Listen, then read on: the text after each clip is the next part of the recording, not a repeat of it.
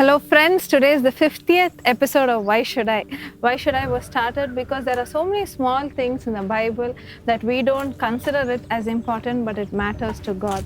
So today we have a special guest with us, my dear husband Sam.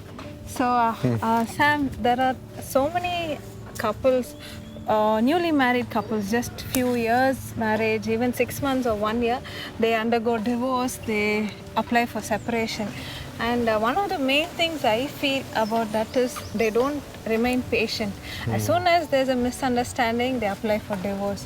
So the Bible also says in Ephesians 4 to be completely humble and gentle, be patient, bearing with each other in love.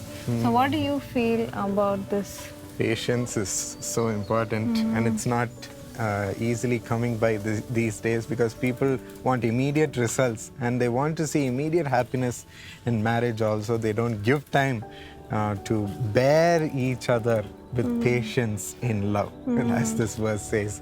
I remember my father saying a story in his messages about there would be a lady who would always, when she would wait for her husband to come home, and she would serve nice tea, and he would sit and read the newspaper and drink tea, and she would pour out all the complaints that happened from morning till evening.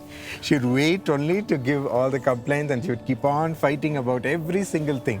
He would just sip his tea, read the newspaper, and they say, "Are you finished?" And he'll walk away. And finally, one day he had a heart attack and he died on the spot. And people said, "Oh, finally, this man is rid of his wife and he's gone away to heaven." And she also immediately had a heart attack and she also died on the spot. And they said, "Oh no, she's followed him even to heaven straight away. There is no peace for this man." And so it's a time when we really need to be patient in listening to each other and to bear each other in love. We need to make that effort. You have done so many times in our marriage itself.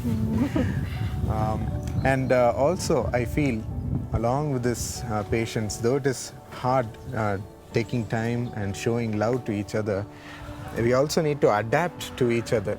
We have our own preferences, our own needs. We push that agenda all the time and we don't focus on the other person in what they would want or how we need to adjust to them.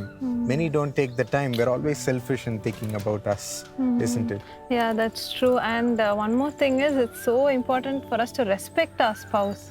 Only when you respect them, we will try to adapt. Because I respect you, I will adapt to your schedule. Or because you respect me, you adapt to my schedule.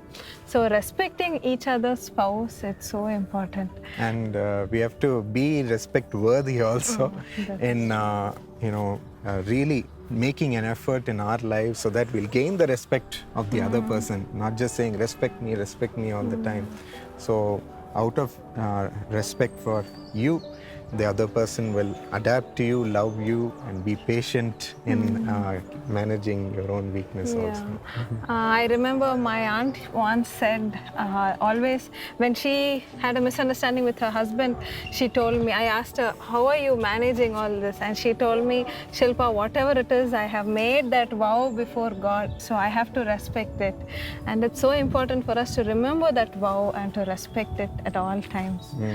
And talking about patience, we also, it's not easy, the suffering that they go through. Many see addictions from their partner and they ill-treat them.